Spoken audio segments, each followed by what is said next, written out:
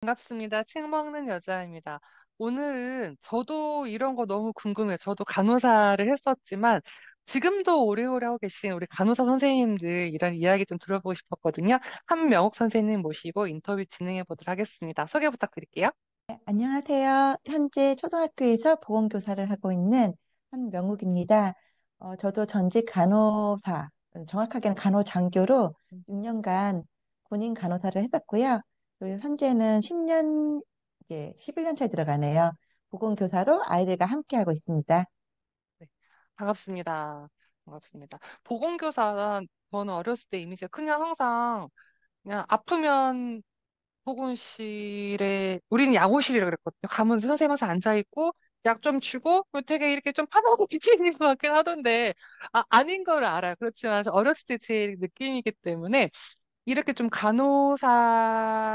간호학과를 가시고 그다음에 보건교사가 되시게 된 이유가 있으십니까? 저도 어릴 때 보건실, 그 양호실을 거의 가지 않았었어요. 그래서 사실은 보건교사가 무슨 일을 정확하게 하는지는 모르고 보건교사를 시작은 했는데요.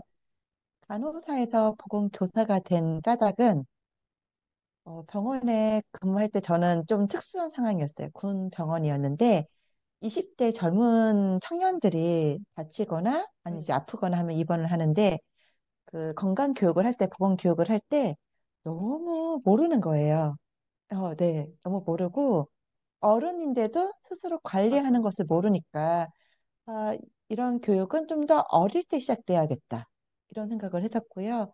그래서 학교를 가서 보건 교육을 하고 싶다. 정확하게는 교육의 목적이 좀 더 컸습니다. 네, 그래서 보건교사가 됐고 막상 가보니까 진짜 무궁무진하게 해야 될 일이 많았다는 것을 네, 또 깨닫게 되었습니다. 아이고, 그래도 그 현장에서 지금 10년 이상 계셨다고 하셨는데, 아무래도 그래도 계속 계시면서, 물론 이제 힘드신 것도 있지만, 이제 아이들 성장을 보면서 좀 보람된 것도 있을 것 같은데, 이 자리에서 약간 이런 이야기 좀 부탁드려볼게요. 가장 보람된 건 이제 교육을 저희가 보건 교육도 하거든요.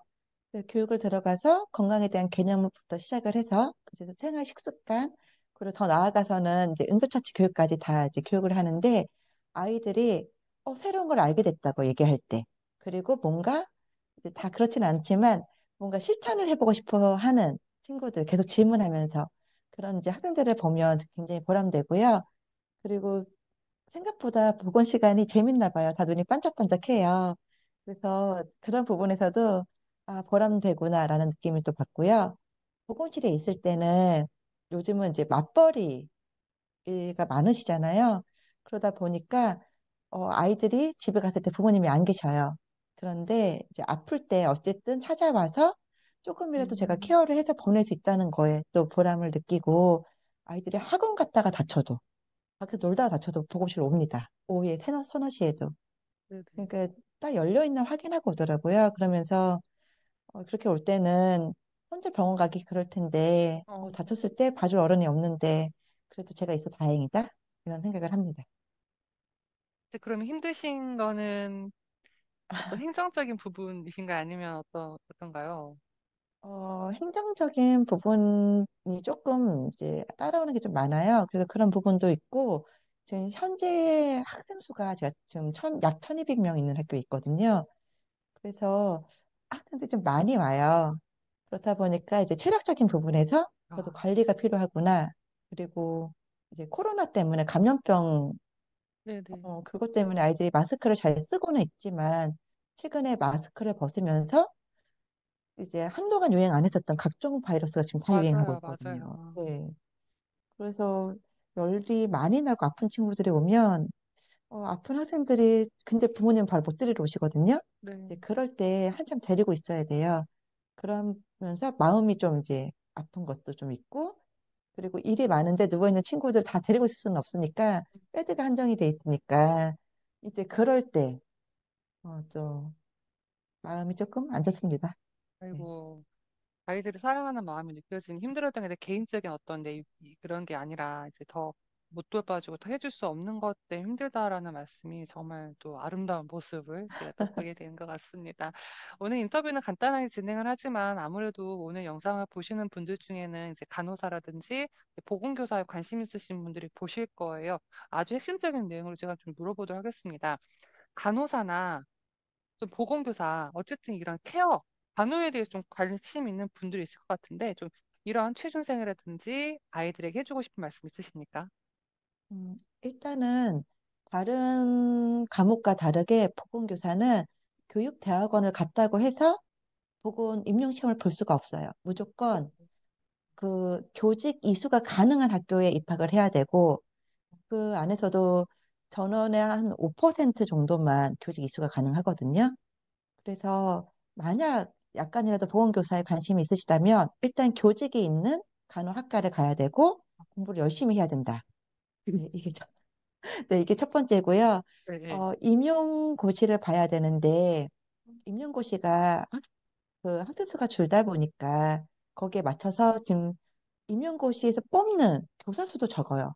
어, 근데 워낙에 보건교사는 없었기 때문에 최근에 많이 뽑긴 했거든요. 그렇지만 자리가 한정되어 있기 때문에 임용고시도 쉽지 않다. 그래서 일단은 무엇을 위해서 내가 간호학과를 가는지에 대한 적성도 되게 중요하고요. 공부를 해서 갔지만 사실 임상이 또 안 맞는 친구들이 있거든요. 맞아요. 네, 그랬을 때, 난 임상이 정말 아니다 싶어서 만약 보건교사를 원하실 경우에는 미리 교직을 이수하지 않으면 어려우니까 네, 그런 부분에 대해서는 정말 생각을 많이 하셔야 됩니다. 완전 현실적인 조언이네요. 일단 공부 네. 열심히 해야 되고, 근데 내가 공부한다고 해서 될 수도 있지만 안 될 수도 있는 확률이 높다. 왜냐하면 또 이제 아이들을 낳는 것도 좀 줄어들고, 학생 수가 줄어들고, 선생님들 원래 보건교사 자리가 줄었지만 더 줄어들 수도 있기 때문에 또 됐지만 항상 보랏빛 미래만 있는 건 아니고 또 그렇게 힘든 부분도 있기 때문에 이런 부분 너무너무 또 저도 몰랐던 거 설명해 주셔서 감사합니다. 이렇게 열심히 사시는 우리 한명옥 선생님의 올해 좀 목표는 어떤 건지 궁금합니다.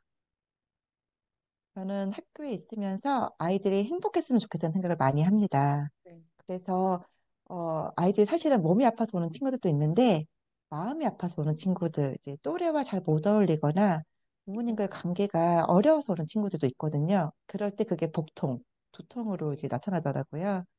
그랬을 때 이제 이 친구들의 마음까지 좀 읽어주고 싶다는 생각을 해서 코칭 공부를 시작을 했어요. 네네. 네, 아이들도 행복하고 부모님도 행복했으면 좋겠다라는 이제 생각을 하고 있기 때문에 올해는 코칭 공부를 조금 열심히 해서 네네. 아이들과의 소통 능력도 좀 기르고 나중에는 개인적으로 좀 혹시 필요하다면 그렇게 코칭도 해줄 수 있는 그렇게 역량을 높이는 선생님이 되고 싶습니다. 너무 멋지세요. 아이들이 실은 아파서 간 게 이제 배가 아니라 그런 어떤 심리적인 것 때문이면 그런 거를 선생님이 학교에 딱 해주시면 걔의 삶이 어른돼서 얼마나 달라지겠습니까? 너무너무 멋진 우리 한명 선생님과 이제 간호사라는 공통점으로 제가 이렇게 또 저도 접해보지 않은 분야라서 또 이렇게 인터뷰를 요청드렸는데 짧은 영상이긴 하지만 또 이렇게 인터뷰를 통해서 여러분들께 좀 전달해 주실 수 있어서 감사하고요. 저는 한명 선생님과 인터뷰 여기서 마무리하도록 하겠습니다. 감사합니다. 네, 감사합니다.